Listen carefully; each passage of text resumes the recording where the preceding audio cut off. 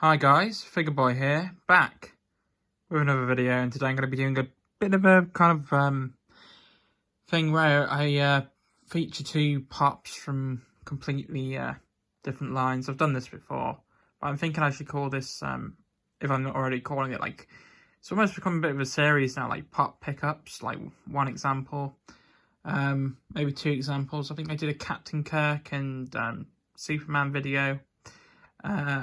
I did another one, I think, before that with Doc Brown and the girl from Fast Times at Richmond.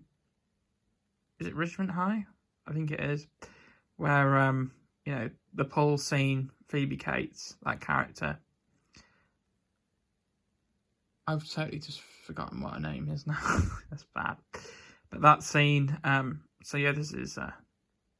it's not exactly a new series, but I thought rather than do two separate reviews, because this one arrived today and I hadn't reviewed this one yet, I thought I'd just do it as a combined video.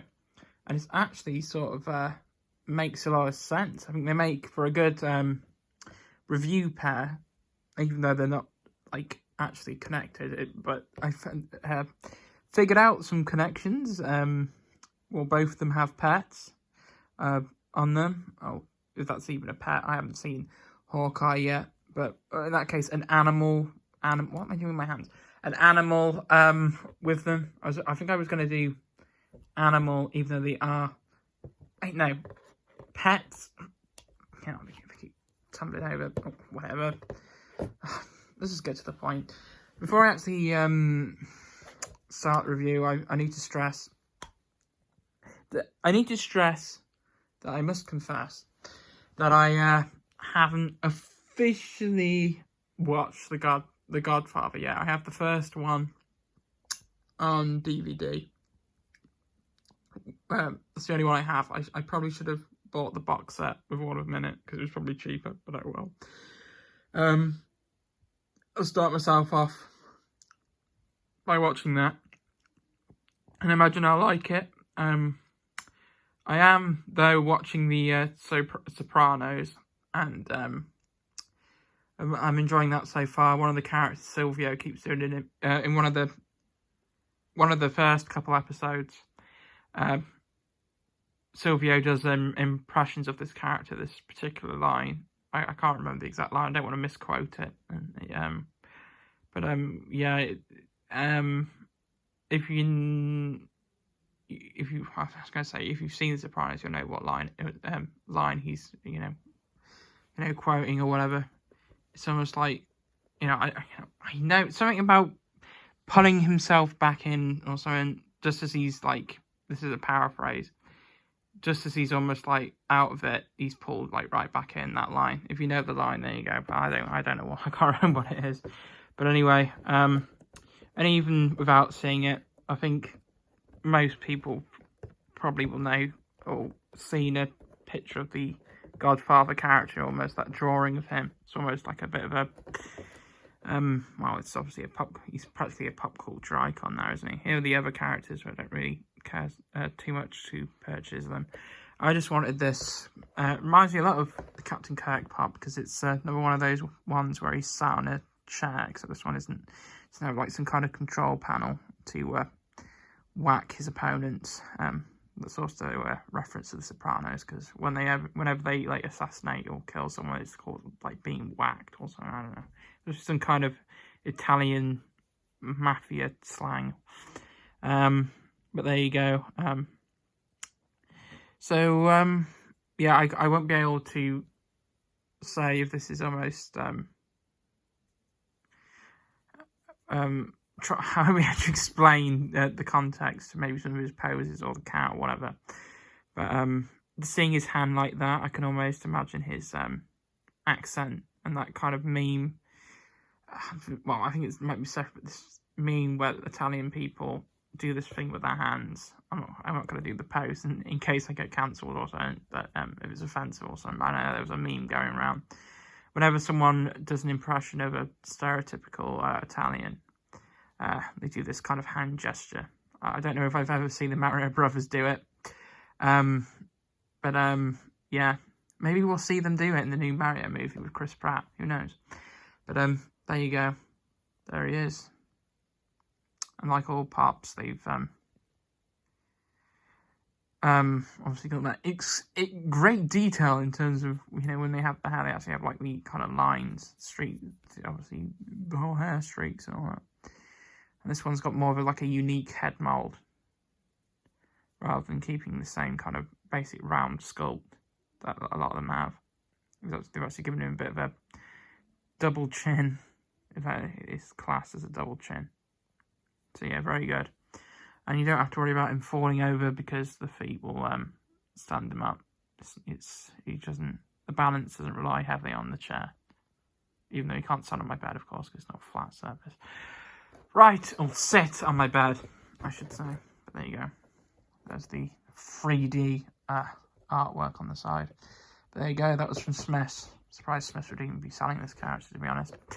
But yeah, another link, him being a criminal boss man, big boss man.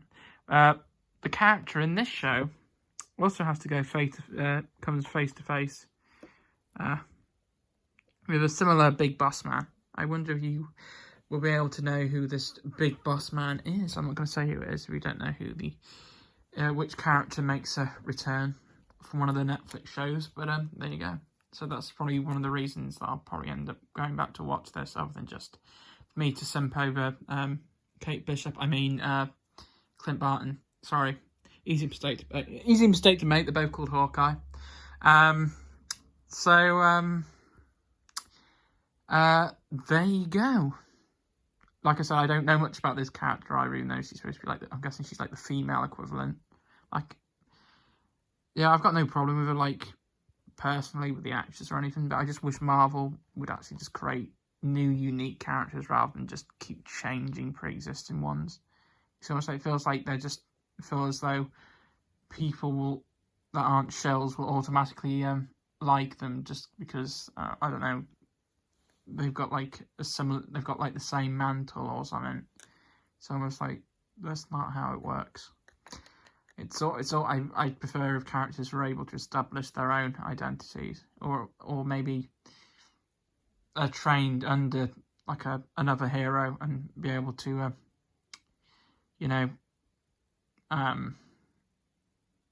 become their own superheroes or whatever. Rather than just be like, oh, you know what, I'll be Hawkeye too, because why not? I'm the more progressive Hawkeye. Or whatever. I don't know how this show pans out, but if it's made by Disney, that's probably how it's going to go, isn't it? But at the end of the day, so as long as we still watch it, right, they make a bit of that cashola. Hopefully the dog, maybe that's why the dog is half blind, because it didn't want to watch Hawkeye. Yeah. A bit harsh on the dog, to be honest. Wouldn't it?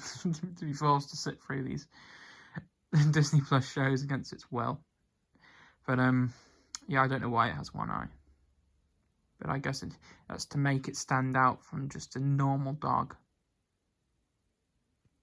It's not a bobblehead, it's essentially an accessory, isn't it, really? Oh, it does have some printing on the side to confirm that it is an official funko product. Because I got this off Amazon, but this was a cheaper listing that I couldn't found easily on my phone, but when I typed in the same figure, it came with like a more expensive listing. But I was able to get this a lot cheaper than it would be. Yeah. Props to whoever did this 3D sculpt. Yeah. I don't really know what else to say. Other than the purple outfit looks absolutely stunning, as I always say. And there's her crossbow. But yeah, that reminds me, we need a new Robin Hood from Disney. When's that coming out? I swear there was a list and he was on it, but he never came out. There's another point. When are they going to release those Disney classic figures? I hope. Oh man, I swear they cancel them. Oh my god, don't do this to me. How long I've waited for Donald Duck and Goofy. But there you go. Bit off a tangent there, but yeah. But yeah, if you actually genuinely enjoy the Disney Plus shows, fair enough. Because to be fair, I do find some mild satisfaction out of them. But I tend to try and interpret them in a different way than the original creators would probably want me to. It's the only way that I can actually say that it's somewhat good. I mean, in the case of the Falcon and the Winter Soldier, I actually like this this new Captain America character.